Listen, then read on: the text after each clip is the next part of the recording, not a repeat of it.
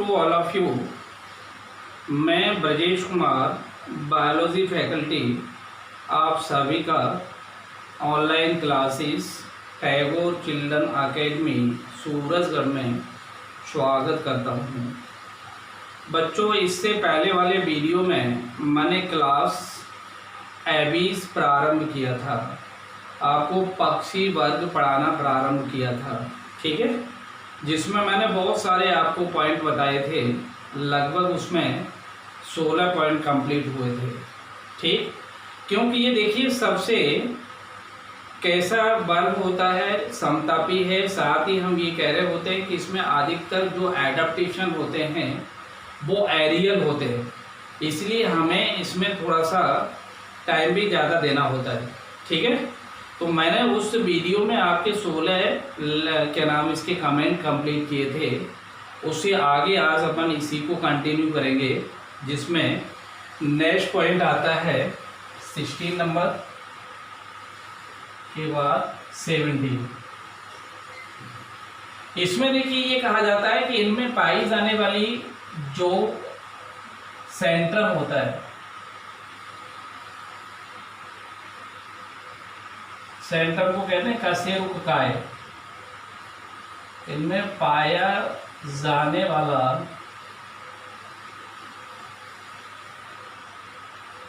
कशेरुककाय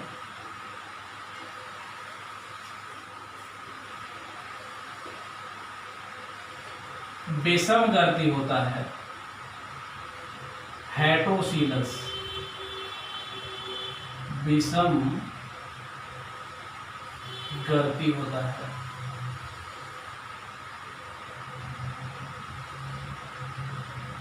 ठीक है। और इनमें जो पसलियां पाई जाती हैं वो 2 सिर वाली होती हैं। इनमें पाई जाने वाली पसलियां, जिनको रिब्स कह रहे होते हैं, पसलियां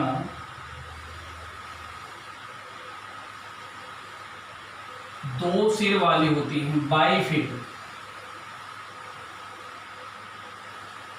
2 सिर वाली होती हैं।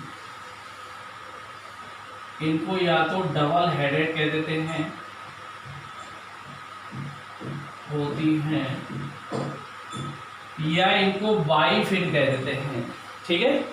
कैसी होती है? 2 सिर सी होती हैं, जिन पर अंसिनेट प्रोसेस पाए जाते हैं या फिर अंकुशीय प्रवर्ध पाए जाते हैं। नेक्स्ट पॉइंट, इन प्राणियों में या इन पक्षियों में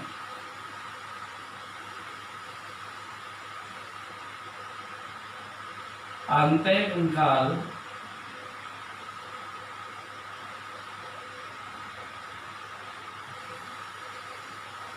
अंतःकंकाल खोखली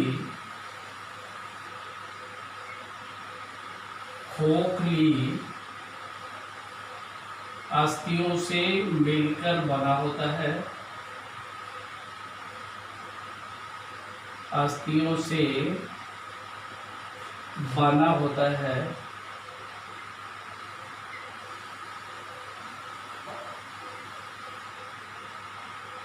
ठीक है ना। कैसी बॉन्ड होती है? इनमें न्यूमेटिक बॉन्ड होती है, खोखली अस्थियां होती हैं, जिनमें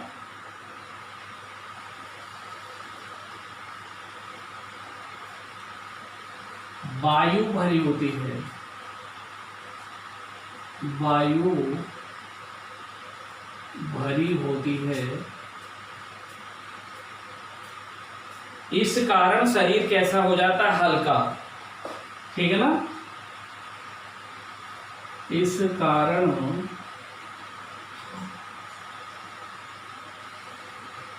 शरीर हल्का हो जाता है, हल्का हो जाता है, जो उड़ने में सहायक होता है, जो उड़ने में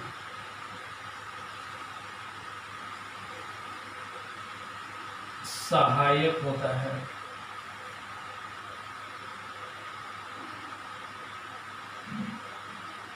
ठीक है ना। कैसा होती हैं हड्डियां? Pneumatic bones. और न्यूमेटिक बोन्स का मतलब होता है खोखली अस्थियां जिनमें हवा भरी होती है। हवा भरी होने के कारण शरीर हल्का होता है, ये जो उड़ने में सहायक होता है। अर्थात हम क्या कहेंगे, यह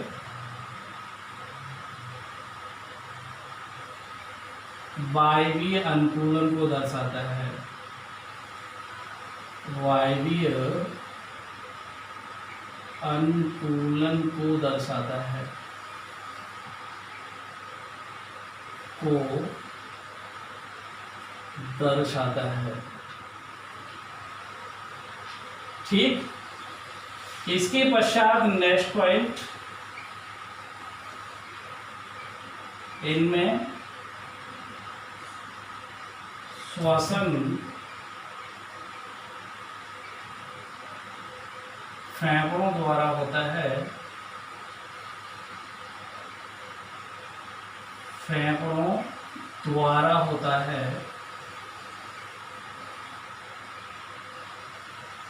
तथा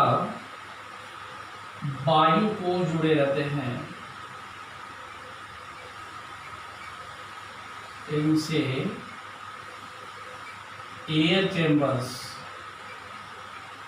वायु कोश जुड़े रहते हैं। इसलिए क्या होता है, इनको ऑक्सीजन की कमी नहीं होती उड़ती समय। ठीक है ना। नेक्स्ट, इनमें मादाओं में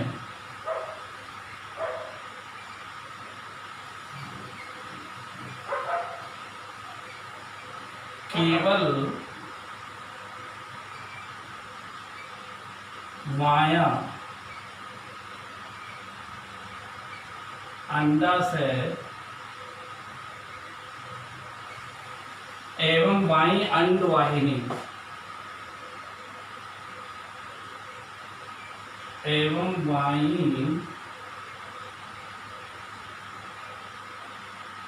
अंडवाहिनी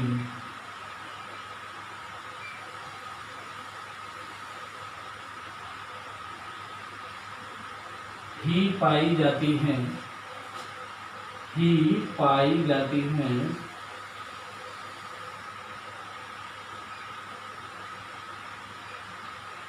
पाई जाती हैं। ठीक है ना। राइट में कोई भी जनन अंग नहीं पाया जाता है। अर्थात क्या बोलोगे, दाएं भाग में कोई भी जनन अंग नहीं होता। जनन अंग नहीं होता। ठीक है। ये भी क्या है इसमें, एरियल एडेप्टेशन। अगर दोनों तरफ होंगी तो वजन बढ़ेगा, इसलिए इसमें केवल एक ही अंडाशय और एक ही अंडवाहिनी होती है। और वो भी किधर होती है, लेफ्ट साइड में होती है। लेफ्ट का मतलब क्या होगा, बाएं भाग में होती है। दाएं भाग पूरी तरह से गॉनेट्स विहीन होता है, उसमें कोई भी जनन अंग नहीं होता है। ठीक है ना। इसके पश्चात नेक्स्ट, इनमें नेत्र, नेत्र का मतलब है आंखें, बड़ी एवं विकसित होती हैं। बड़ी एवं विकसित होती हैं। ठीक है ना। इसलिए आपने देखा होगा इनमें तीव्र दृष्टि पाई जाती है।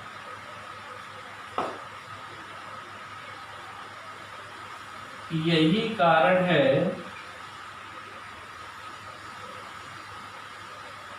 कि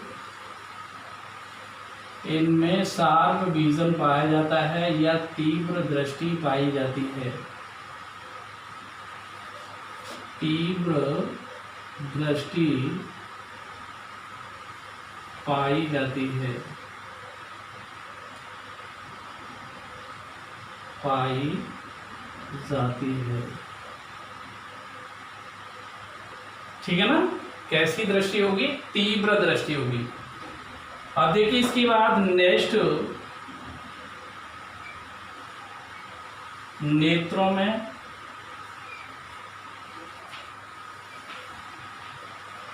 निमेषक पटल पाया जाता है।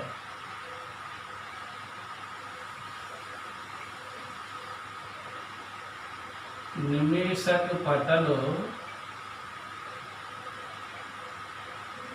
पाया जाता है,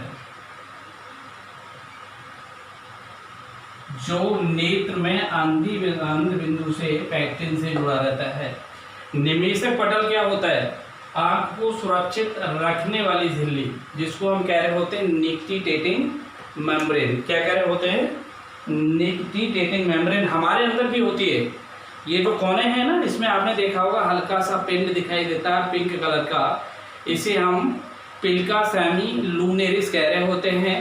हमारे नेत्रों में ये वेस्टिजियल या अवशेषी होता है, अर्थात कार्य विहीन होता है, लेकिन पक्षियों में निमेषक पटल पाया जाता है जो फंक्शनल होता है। ठीक है ना।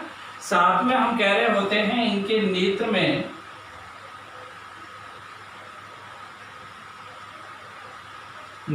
में अंध बिंदु से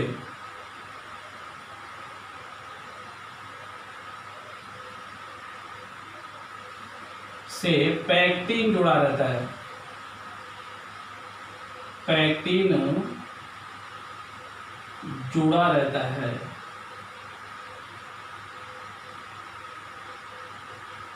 इनमें ये जो शार्प विजन है, तीव्र दृष्टि है, ये इसी पैक्टिन के कारण ही मानी जाती है। किसके कारण?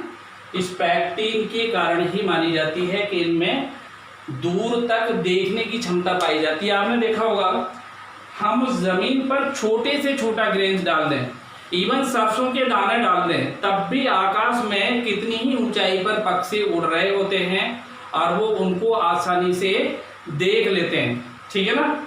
इसलिए हम कह रहे होते हैं कि इनमें जो विजन होता है, दृष्टि होती है, वो कैसी होती है?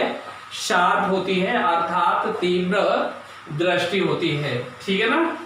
क्लियर है। इसके पश्चात नेक्स्ट पॉइंट,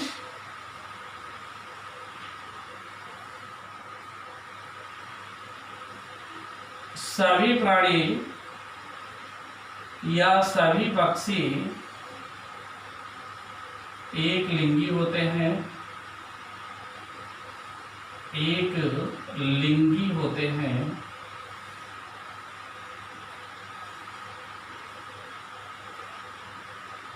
ठीक है ना। इनमें सामान्यतः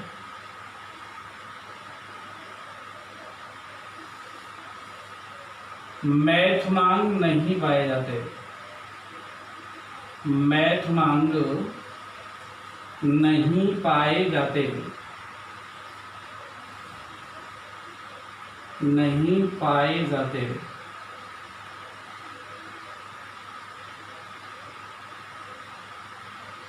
ठीक है। साथ में अगर आप चाहो तो ये कह सकते हो इनमें लैंगिक द्रुवता पाई जाती है। इनमें लैंगिक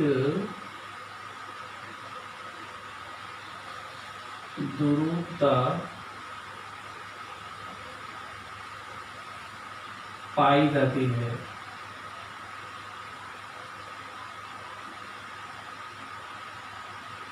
मीन्स बाहर से देखने पर पता लग जाता है कि मेल और फीमेल अलग अलग हैं। ठीक है ना। नेक्स्ट, निषेचन आंतरिक प्रकार का पाया जाता है। कैसा निषेचन होता है? आंतरिक प्रकार का पाया जाता है, पाया जाता है।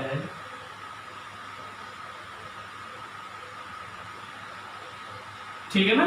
कई बार पूछा जाता है कि बताओ भाई मुर्गी का अंडा या कबूतर का अंडा निषेचित है या अनिषेचित है। तो देखिए आपको बताना पड़ेगा वो अंडा निषेचित होता है और उसके बाद पक्षी उसके ऊपर बैठ करके आपने देखा होगा गर्दन से उसको ढक करके टेम्परेचर दे रहे होते हैं। इस कारण से अंडे के अंदर इंक्यूबेशन होता है जिसको हम कह रहे होते हैं छियना। तब अंडों से चूजे बाहर निकलते हैं। ठीक है ना। कब? जब वो उसको इंक्यूबेट करते हैं। ठीक है ना। तो इसलिए यहाँ पर कहा जाता है निषेचन कैसा होगा, आंतरिक प्रकार का नेस्ट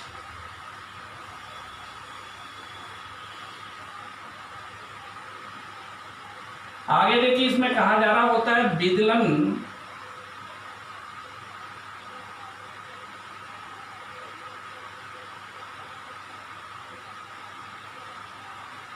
चक्राव एवं अंशभंजी होता है, अंशभंजी होता है।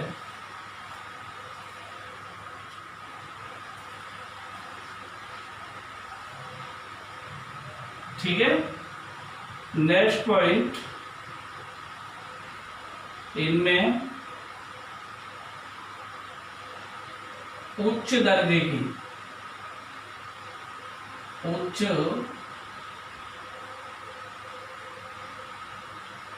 दर्जे की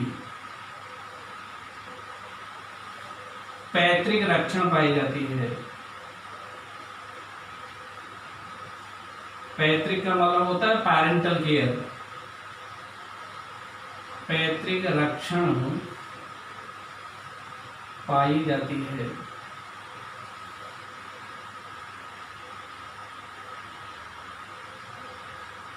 ठीक है ना।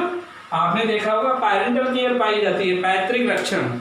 पैतृक रक्षण का मतलब होता है कि जब तक इनके चूजे उड़ने लायक नहीं हो जाते तब तक उनके खाने पीने की और उनको पूरी सुरक्षा कौन देता है?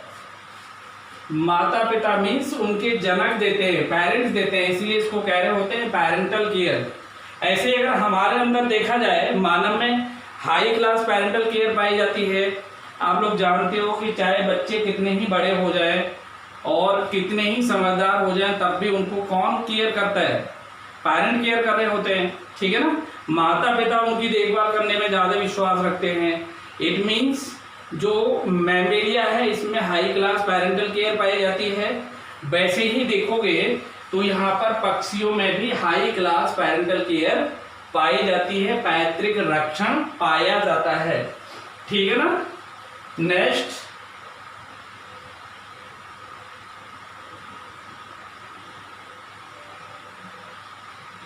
इनके अंडे अतिपीतकी होते हैं। अतिपीतकी का मतलब होता है अंडों में पीतक की मात्रा बहुत अधिक होती है।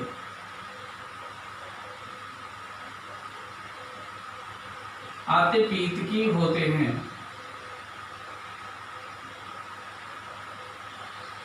ठीक है ना। जिनके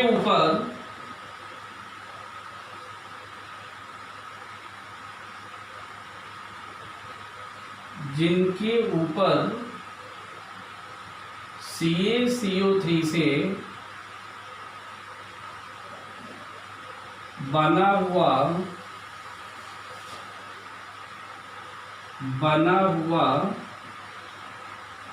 कवच पाया जाता है, कवच पाया जाता है।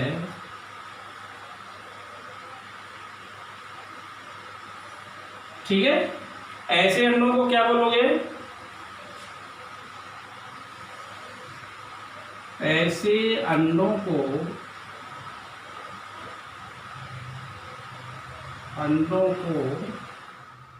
कवचित या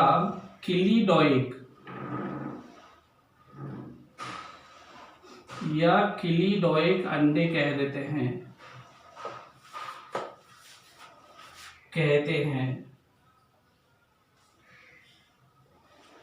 कहते हैं। ठीक। नेक्स्ट, नेक्स्ट में क्या बताओगे? इनमें क्या होता है? भ्रूणीय परिवर्धन के दौरान, परिवर्धन के दौरान बाह्य भ्रूणीय झिल्लियां बनती हैं। क्या बनती हैं? बाह्य भ्रूणीय झिल्लियां बनती हैं।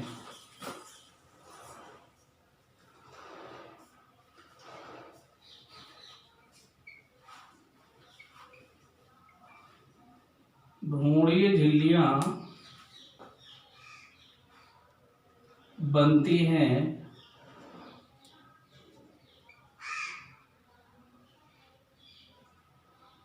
ठीक है। इसलिए इन्हें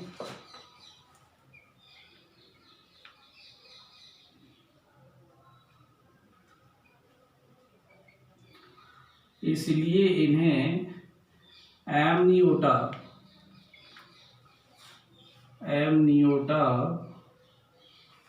समूह में रखा जाता है। समूह में रखा जाता है।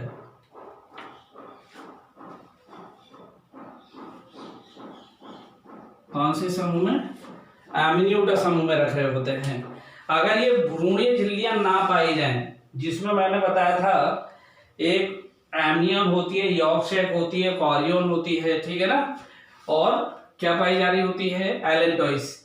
तब तो उनको हम क्या कह देते हैं? एमनियोटा। अगर ये नहीं पाई जा रही हैं तो वो एन एमनियोटा में आते हैं।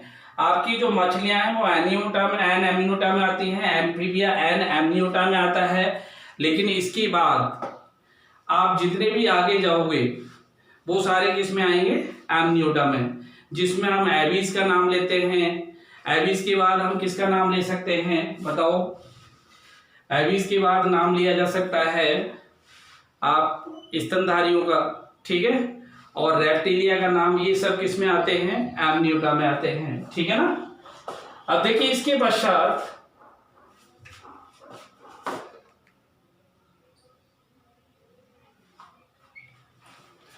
यहां पर बताया जा सकता है इनमें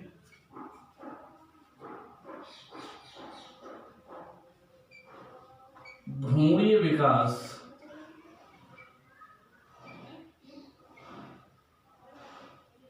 परिवर्धन हमेशा प्रत्यक्ष होता है। प्रत्यक्ष होता है, ठीक है ना। इनमें कभी भी लार्वल अवस्था जैसी चीजें नहीं होती। क्लियर हो गया? कैसा होगा? भ्रूणीय परिवर्धन हमेशा प्रत्यक्ष होता है, ठीक। अब देखिए इसके बाद हम यहाँ पर इनके सभी की एग्जाम्पल दे सकते हैं, उदाहरण दे सकते हैं। उदाहरण में देखिए कौन कौन सा उदाहरण मैन आप दे सकते हो। पक्षियों में आप देखिए उदाहरण में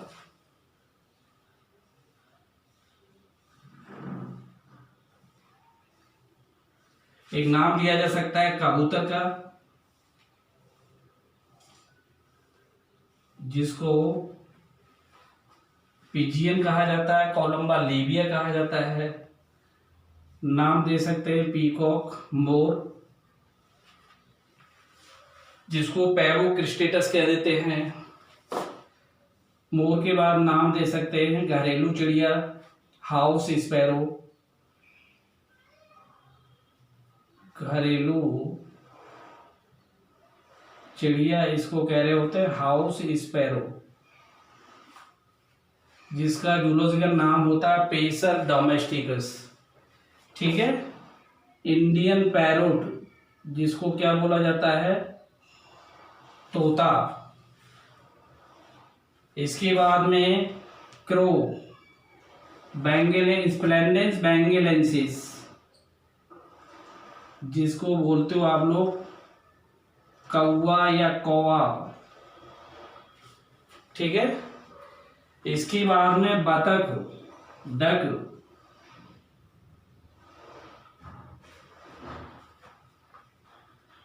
मुर्गी, जिसको गैलस भी कह सकते हैं, ठीक है ना। इसके बाद आप नाम ले सकते हो,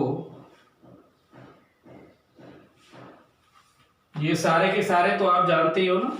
एक आपने देखा होगा कट फोबड़ा होता है, वुड पैकर, लकड़ी को काटता है, कट फोबड़ा।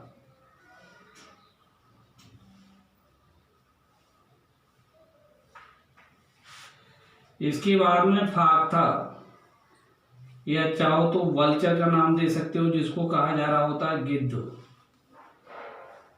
इसके बाद में चील का नाम दे सकते हो, जिसको कहा जाता है काइट। इसके बाद फाल्कन, बाज का नाम दे सकते हो, जिसको फाल्कन भी बोलते हैं, ठीक है ना। ये सारे जो मैं नाम बता रहा हूं आपको, ये सब वे बर्ड्स होती हैं जो अधिकतर हमारे आसपास रहती हैं, और ये सब फ्लाइंग बर्ड्स होती है, उड़ने वाली, ठीक है। इसके बाद में ऑस्ट्रिच, जिसको शुतुरमुर्ग कहा जाता है,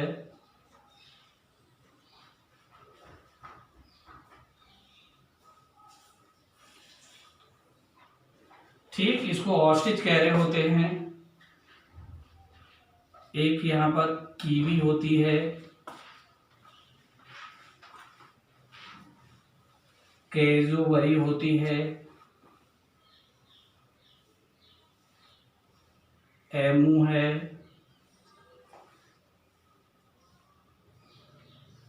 और रिया,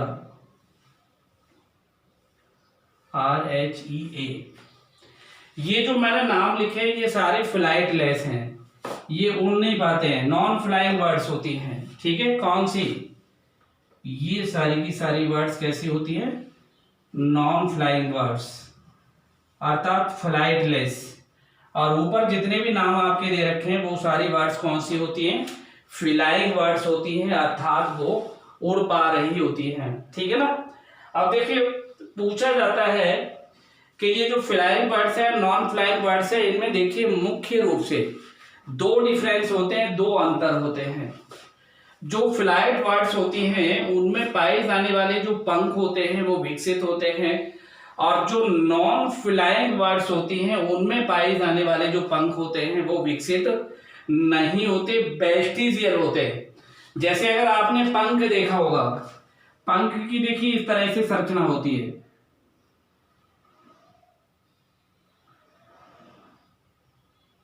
ठीक है। और यहां से आप देखोगे इस तरह से इसमें ये पिच लगे होते हैं, इस तरह से इनको क्या कह रहे होते हैं? पिच।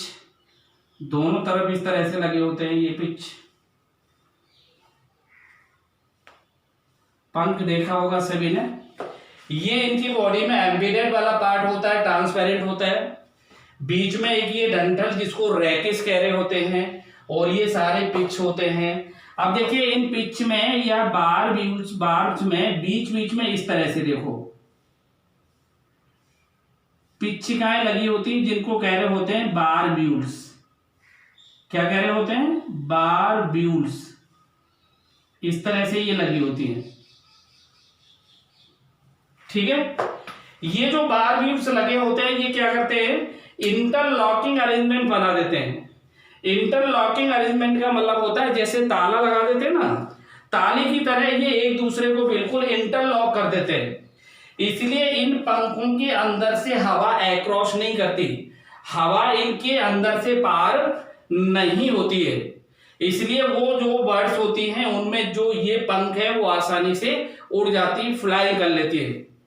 लेकिन जो ये मैंने नॉन फ्लाइंग बर्ड बताई है, जिसमें आपका ऑस्ट्रिच आता है, कीवी आती है, कैज़ुबरी आता है, एमू आता है, रिया आता है, इनमें क्या नहीं होता? ये पिच्छे नहीं होते हैं बारब्यूल्स, ये वाली संरचनाएं नहीं पाई जाती, ये वाली, ठीक है। ये रैकिश भी होता है और ये पिच्छक भी होते हैं, जिनको हम बार्ब्स कह रहे होते हैं। तो जब भी इन पंखों से वो उड़ने का प्रयास करता है तो इनके अंदर से हवा पास हो जाती है, इसलिए वो ग्लाइड नहीं कर पा रहे होते हैं या वहां से उड़ नहीं पा रहे होते। दूसरी चीज, इनका वजन भी ज्यादा होता है, इनमें यूरिनरी ब्लैडर भी होता है, ठीक है। इस कारण से ये क्या होते हैं, नॉन फ्लाइंग बर्ड्स होती हैं, अर्थात हम इनको फ्लाइट लेस बर्ड्स कह सकते हैं, ठीक है ना। ओके।